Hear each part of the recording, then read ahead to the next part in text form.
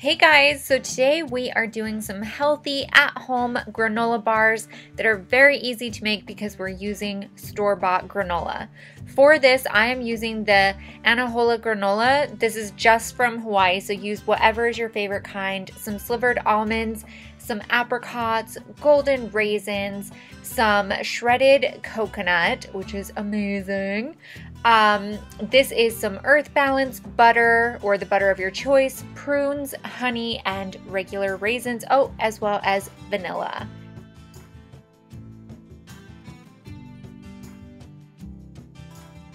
So first thing, we are going to use 1/4 cup of butter and put that into a pan on the stove, and then add 1/3 cup of honey. I accidentally did 1/2 cup of honey, and let me tell you, it was a bit much.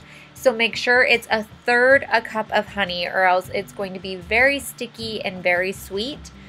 But this is the 3rd time I've made this, so just the first time I've made this mistake. And I have to tell you, with 1/3 cup of honey, it's like perfect. You don't want any more or really any less than that, because if you do less, it'll not stick as well.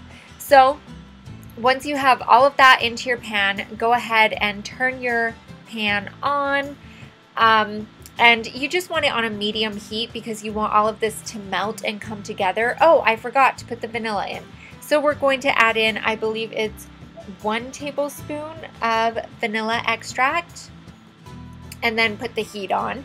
Bring it all to a boil. While that's cooking, go ahead and start mixing together your granola. So in a medium to large size bowl, as you can see, this is what it all looks like in the pan.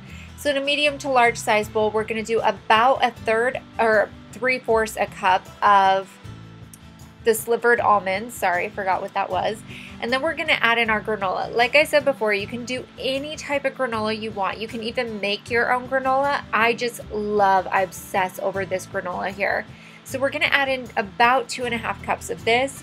And what I like about this granola is it has so many nuts in it already. It has walnuts and some peanuts and a little bit of chopped macadamia nut. It's just amazing. So we're going to go ahead and just kind of mix all of this up together, the walnuts and the granola. And then we're going to add in about 1 cup of the shredded coconut, which gives it so much flavor. It's so good. I wouldn't recommend using sweetened coconut because that can be a bit sweet, and we're trying to keep it a little bit on the healthy side. But if you want to do the sweetened coconut, go ahead, totally fine. It'll just be a little bit sweeter than normal, but it'll also be a really great little treat rather than having a cake or something. Now I'm going to mix together all of my fruit. So I've got my raisins, the dark ones and the golden ones. I did 1/3 cup of each. And now I'm going to do 1/3 cup of roughly chopped fancy apricots and 1/3 cup of roughly chopped prunes. You don't have to use these exact fruits. The reason why I like the prunes is they have a ton of fiber in them, so they're really, really good for you. And then I really like the apricots because they just taste so good. I could just eat these all day long and be totally fine with it. So like I said, you don't have to use these exact ones, but I do really, really like them. And like I said, the prunes have the fiber in them, which is all about being healthy. So we're just going to chop them roughly. They don't have to be perfect. They don't have to be tiny. You just don't want them to be massive either. And then in our mixed granola, we're going to pour in the honey butter vanilla concoction that has come to a boil.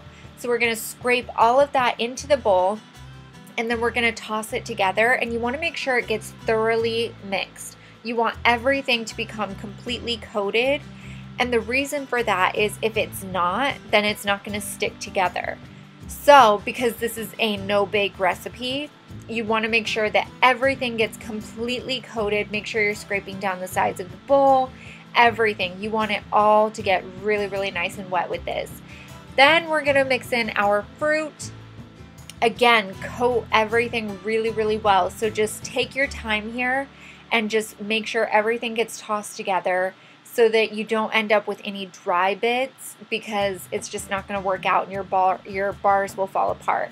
So this is what you want it to look like. Really sticky, and just wet. Now we're gonna let this sit for 15 minutes because we want it to cool, and then on a greased parchment paper, we're going to put it all down.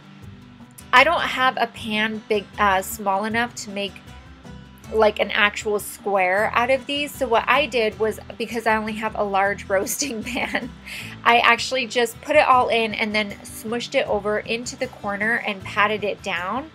And I only used about half the pan, which ended up working out really well.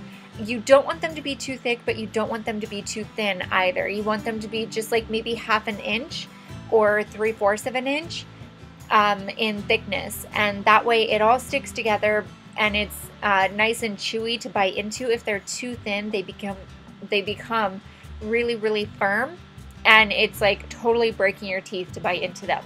So as you can see, it's about 1/2 inch to 3/4 of an inch.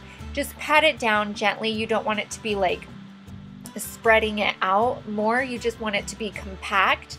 And then we're going to sprinkle just a bit more of that shredded coconut over the top. You can put as much as you want, but after you put this on, you're going to want to take like a wooden spoon or a spatula or something and pat this down into the mixture, but don't do it really hard. You just want to do like a light feather pat so that then it all will stick to the very tops of the granola bar. That way when you cut them or lift them out or put them in a jar, it doesn't all just fall off. They'll actually stay on there. After you put it in the fridge for 2 hours, you can lift it out of the pan really easily, which is why we grease the parchment paper so that when we want to take it off, we can. And then just cut them into whatever size bars you want. So if you want to be able to have really big granola bars or really, really tiny, almost like protein ball size bars, it's totally up to you however you want to do this. Cut it into the little pieces that you want and you are ready to go. These are so, so good. Like I said, this is my 3rd time making them, first time messing up the honey, but it wasn't, I mean, they were still edible. Now, what's great about these, you can store them in a sealed container just on the back of your kitchen counter. They don't have to stay refrigerated, and you have amazing granola bars. So I hope you guys enjoyed this. It was super easy to make and not a lot of mess, which is nice. And I will see you guys in my next video. Bye.